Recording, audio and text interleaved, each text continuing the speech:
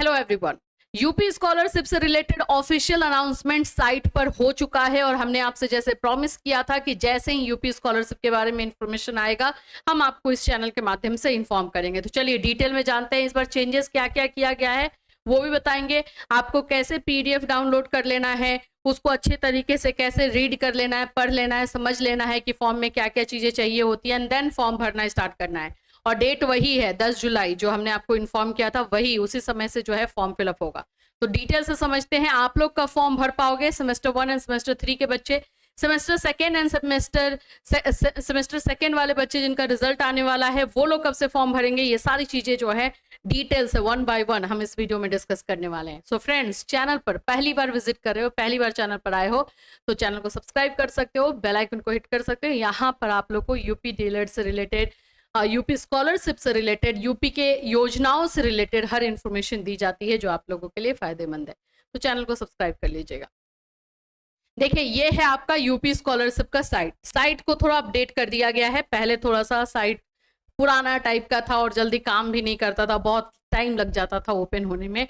अभी साइट को अपडेट किया गया है। यहाँ पर आप लोगों को मैं दिखा दूं, scholarship.up.gov.in, यहाँ पर ये साइट का नाम है। यहाँ पर आना है आपको।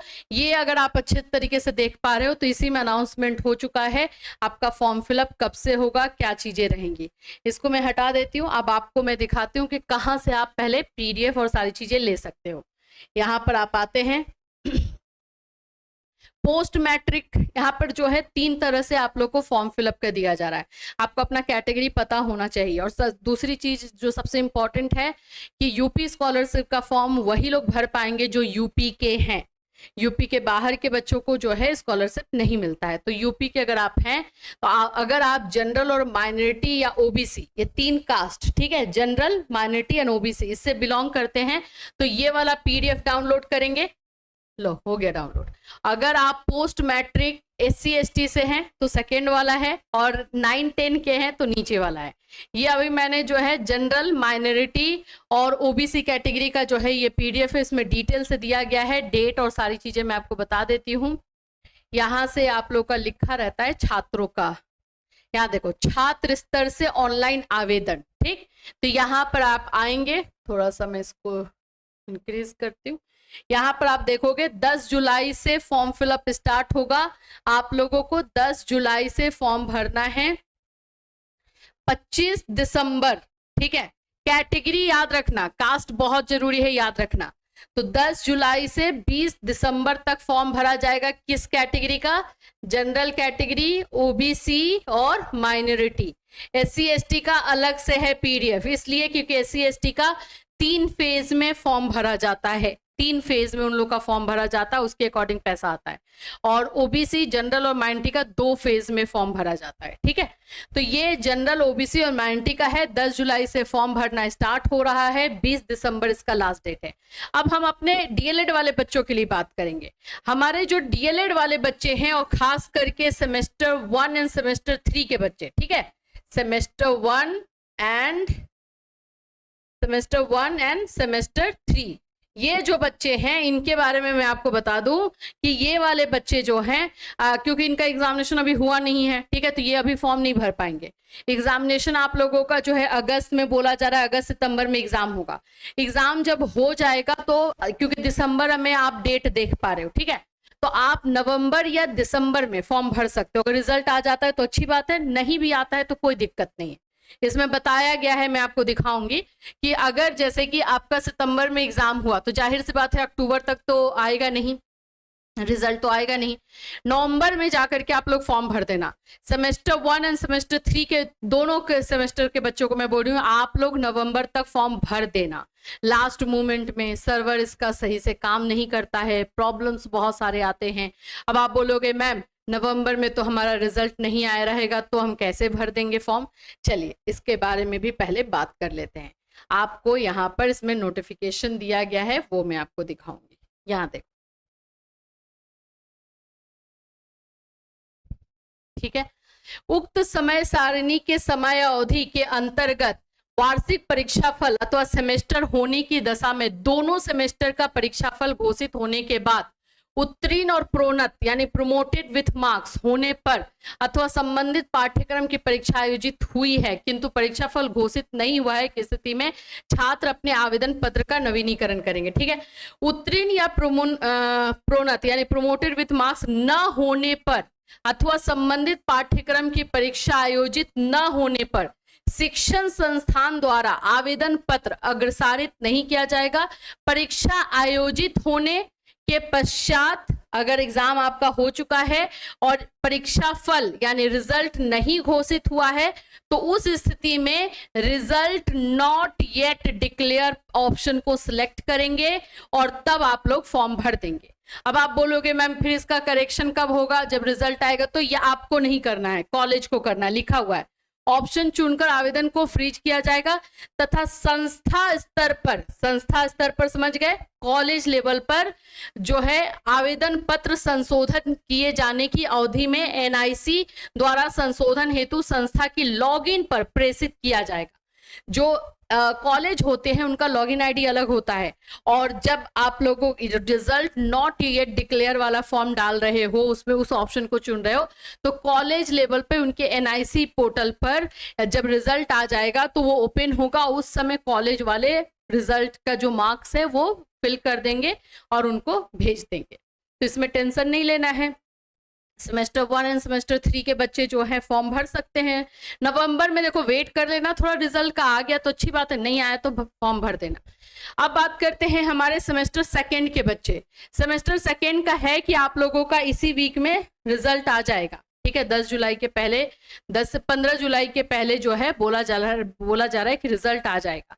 तो अगर रिजल्ट इसमें आ जाता है तो आप लोग फॉर्म जुलाई में ही भर देना, लेकिन पहले डॉक्यूमेंट को सभी को समझ लेना। जुलाई के लास्ट तक फॉर्म भर देना। अब आप बोलोगे मैम 20 दिसंबर तक टाइम है ना, इतना हम लोग क्यों हड़बड़ाएं। बिल्कुल सही बात है कि क्यों ही हड़बड़ा जाओगे भाई इतना जल्दी। लेकिन अगर फॉर्म सभी कुछ समझ करके आप पहले फॉर्म डाल देते हो तो फर्स्ट फेज का डेट 20 दिसंबर तक है। ठीक है, ओबीसी जनरल और माइनॉरिटी का मैं बता रही हूँ। तो फर्स्ट फेज का अगर आप पहले से भर देते हो, आपका पहले से वेरिफिकेशन सारा चीज अगर हो करके रहता है तो आपका पैसा 24 जनवरी तक आपको पैसा मिल जाता है। ठीक है, 24 जनवरी का इसमें डेट दिया गया है कि मिल जाएगा। अगर उसके बाद आप मौका मिलता है फॉर्म भरने का, उसके बाद फॉर्म भरते हो तो आपका पैसा फिर मार्च में आता है। और मार्च में बहुत सारे बच्चों का पैसा अटकता भी है क्योंकि 16 मार्च लास्ट डेट है पैसा आने का, फिर उसके बाद इधर उधर होने लगता है। और 31 मार्च के बाद आप जानते हो कि फाइनेंशियल ईयर क्लोज हो जाता है, उसके बाद दिक्कत है। तो इन सभी चीजों को आप लोगों को देख लेना है। आगे और भी डिटेल से हम बताते रहेंगे। और जैसे मैंने बताया कि हमारा जो मेन चैनल है कैटलिस्ट सोनी का, उस पर हम लोग स्कॉलरशिप को लेकर के day by day detail information देते रहते हैं, तो उस चैनल से भी जुड़ जाना। देखो अभी मैंने आप लोगों को जो है जनरल, माइनॉरिटी एंड ओबीसी के बताई। यहाँ पर हमारे SC ST वाले बच्चे आएंगे, यहाँ पर हमारे जो है SC ST वाले बच्चे पोस्ट मैट्रिक। अच्छा, पोस्ट मैट्रिक क्या होता है? तो पोस्ट मैट्रिक का मतलब हो गया आपका 11th 12th, आप लोगों का DLED BEd मतलब 10th के बाद का कोर्स। सिंपल अगर मैं बताऊं तो 10th के बाद का कोर्स। और ये जो दिख रहा है 3 नंबर, ये प्री मैट्रिक है, यानी कि 9 एंड 10th का। ठीक है, यानी कि आप लोग के 10th के पहले का कोर्स और 10th का जो है प्री मैट्रिक में आता है। और SC ST का भी डेट आप लोग का वही लगभग है, लेकिन आप लोगों का जो है फॉर्म भराते रहता है। और आप लोग को एक पैसा जनवरी में मिलेगा, दूसरा पैसा मार्च में मिलेगा और तीसरा पैसा जून में मिलता है। 3 फेज में SC ST को पैसा मिलता है और 3 फेज में इनका फॉर्म भरा जाता है। और जनरल, OBC एंड माइनॉरिटी का जो है पैसा फॉर्म 2 फेज में भरा जाएगा।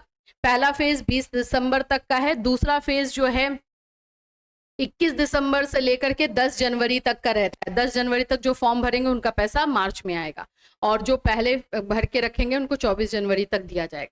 ठीक है, तो यही सारी चीजें हैं। यहाँ से इस पे क्लिक करोगे, PDF आपका डाउनलोड हो जाएगा और उसको अच्छे से समझ लेना है।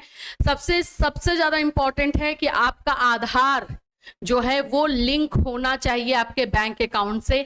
NPCI मैपिंग होना जरूरी है, अगर वो नहीं रहा तो पैसा रिटर्न होगा। इस बार कुछ चेंजेस किए गए हैं, जैसे वो भी मैं आपको बता दूं। बायोमेट्रिक सिस्टम लगा दिया गया है। देखिए,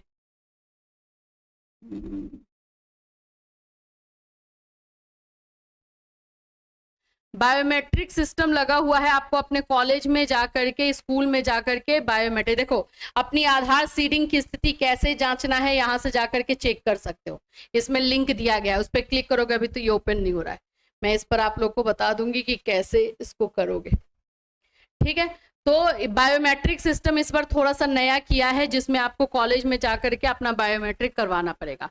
ओटीआर करना है। ओटीआर पहले पंजीयन संख्या जो है आपको वन टाइम करना है। इसमें इसको आई हैव एग्रीड, और ये 10 जुलाई से स्टार्ट हो रहा है, पहले नहीं। फिर उसके बाद से यहाँ पर आपको अपना कैटेगरी और सब कुछ करना है, एंड देन ओटीपी करना है। अगर दिक्कत होगा तो बताना, फॉर्म भी भर के हम दिखा देंगे, लेकिन सभी चीजों को होशो हवास में अच्छी तरीके से करना।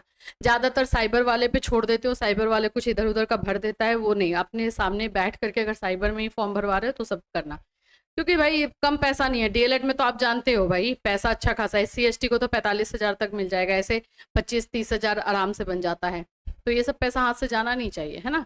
चलिए फिर मिलूंगी, कोई क्वेश्चन रहे तो इस वीडियो में कमेंट कर देना। फिर मिलूंगी, till then take care everyone.